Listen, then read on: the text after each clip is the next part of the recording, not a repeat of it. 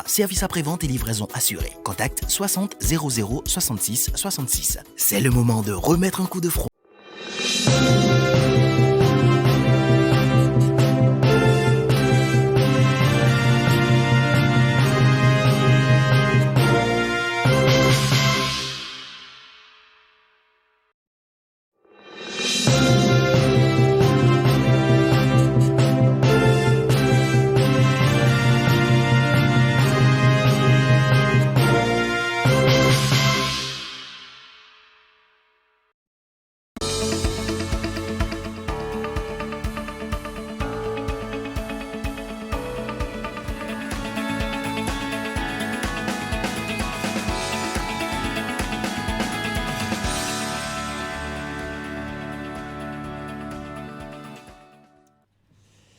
Nous sommes ravis de vous savoir au rendez-vous de l'actualité sur Canal 3. Bien, voici les titres du journal.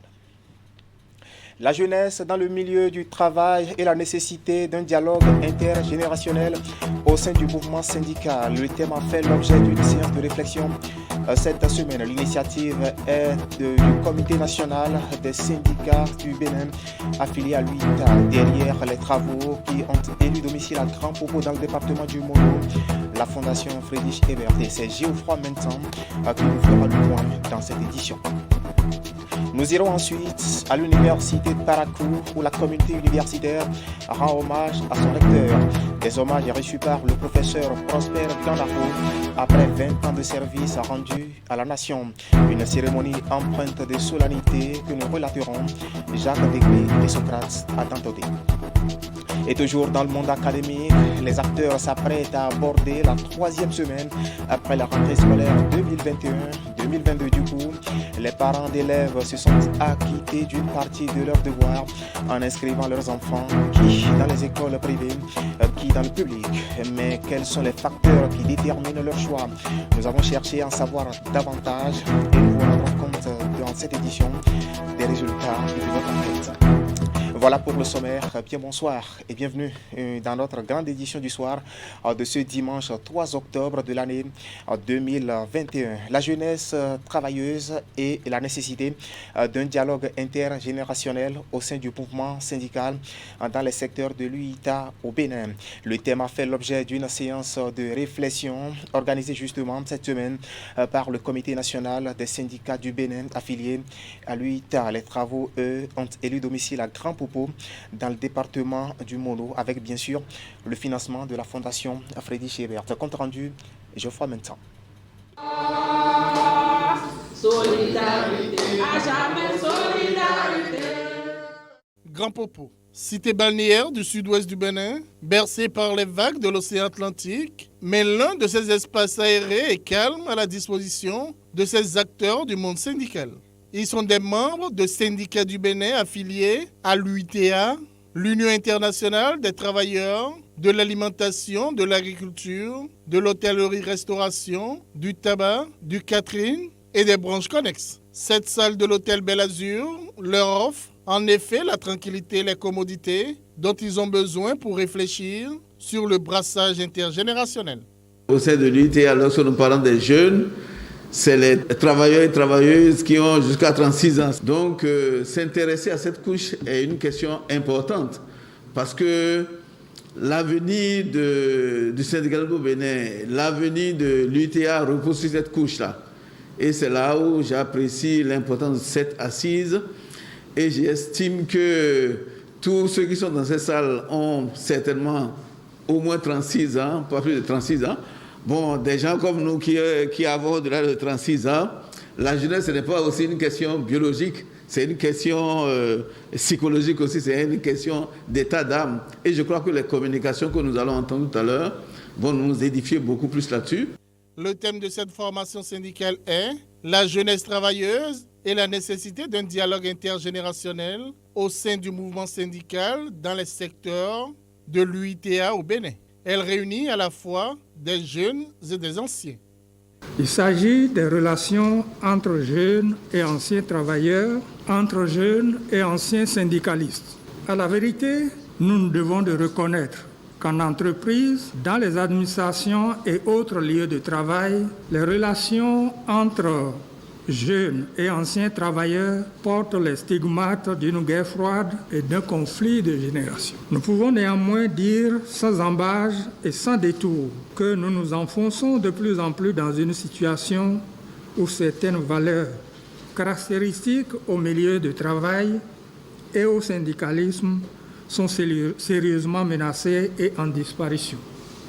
Au menu des travaux, des sujets de discussion tels que le syndicat et son fonctionnement, l'intégration socio-professionnelle des jeunes travailleurs et travailleuses, le militantisme syndical des jeunes travailleurs et travailleuses et leur contribution à la relève de qualité au sein du mouvement syndical. Il est nécessaire d'instaurer ce dialogue.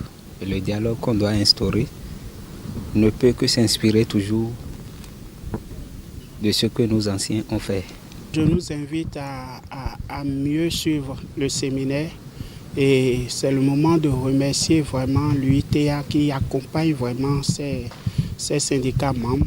Ce séminaire national de formation syndicale est financé par la Fondation Friedrich Herbert par le truchement du projet CO. Il dure 72 heures. Voilà un compte rendu signé Geoffroy Mensan. De l'Okosa, rendons-nous à Boïkon, dans le département du Zou, pour évoquer justement cette conférence des gestionnaires des ressources humaines. C'est une rencontre initiée pour outiller davantage des agents de l'État élus dans les communes. Imet Hélène Moussou pour le compte rendu. C'est un creuset de partage d'expériences et d'harmonisation des pratiques dans la gestion des ressources humaines, tant au niveau central que dans les préfectures. La conférence des gestionnaires des ressources humaines est animée par la direction de l'administration et des finances du ministère de la décentralisation. Elle regroupe chaque semestre depuis 10 ans les secrétaires généraux des départements ainsi que les responsables des ressources humaines des préfectures. La première concertation au titre de l'année 2021 va leur permettre de se pencher sur la situation administrative des agents de l'État élus dans les communes. Dit son intérêt de certaines orientations du ministère du Travail et de la fonction publique. En effet, si la mise à disposition était la procédure enclenchée pour les agents de l'État, qu'ils soient élus, adjoints au maire ou chefs d'arrondissement, cette procédure a été modifiée par le statut général de la fonction publique. Les mesures qu'induisent cette modification nous interpellent en tant que gestionnaires des ressources humaines afin que nous apprécions les implications.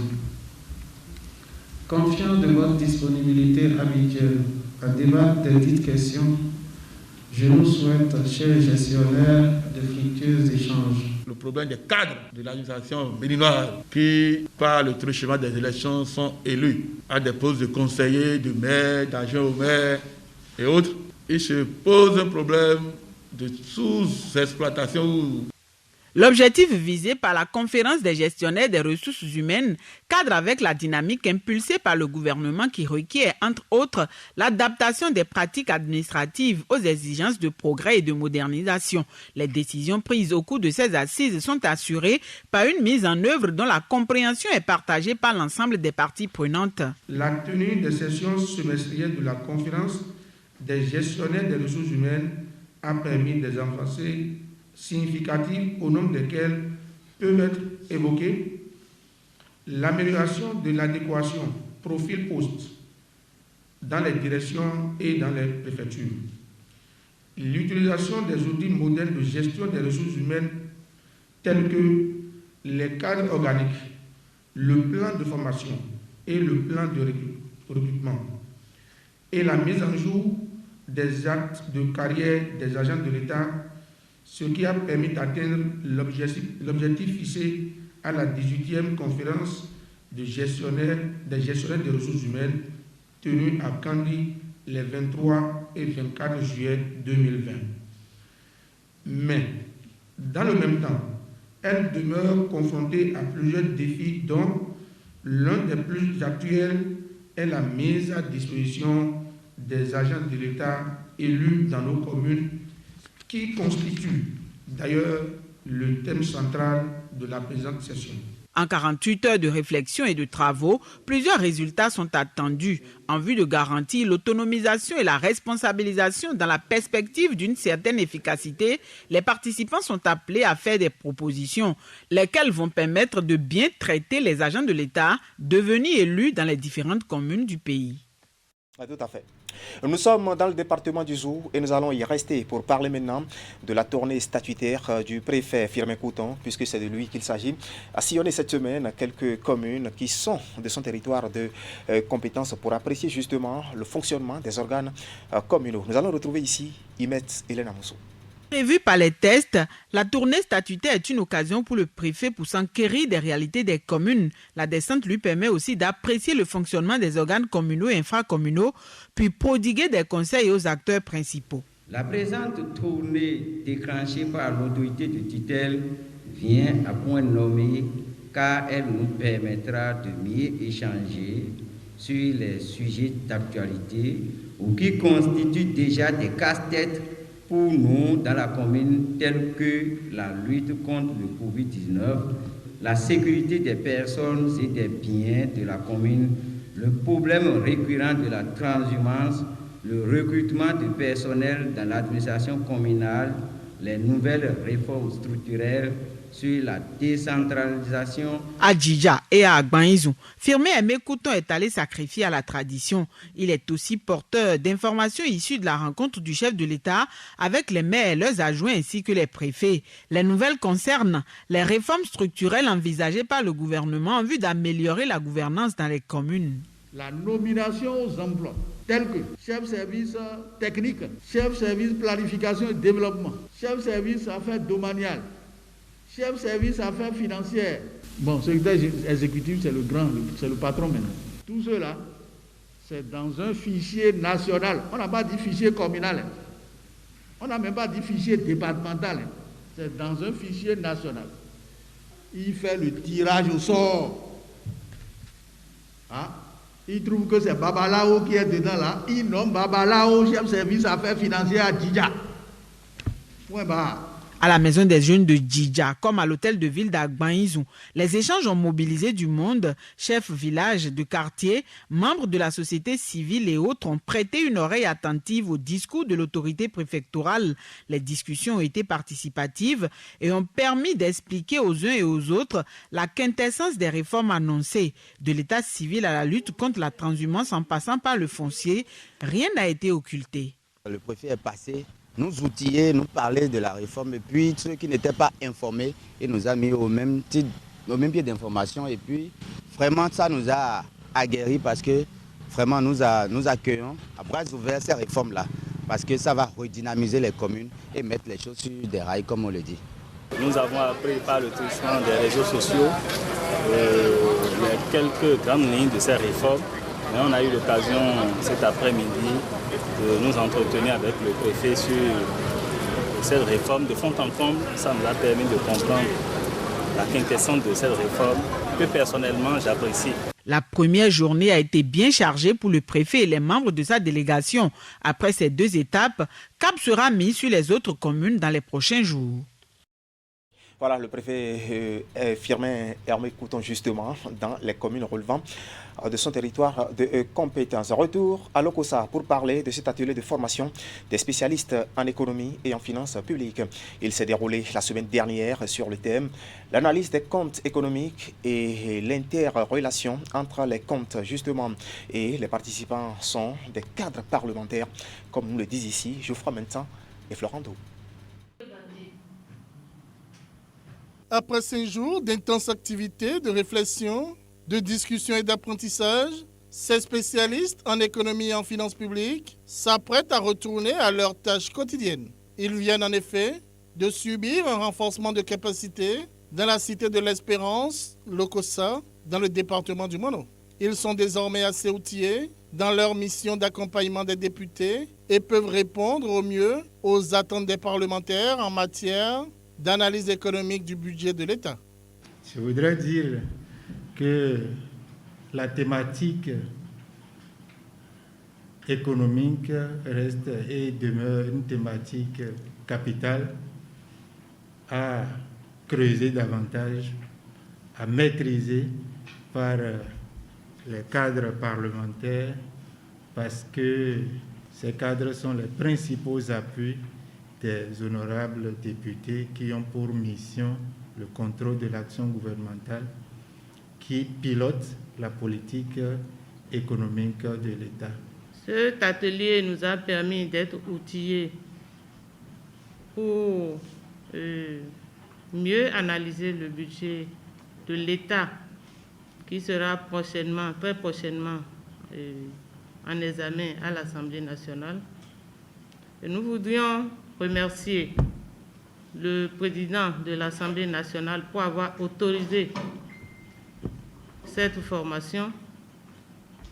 Et nous remercions également tous les partenaires financiers qui nous ont permis d'être ici.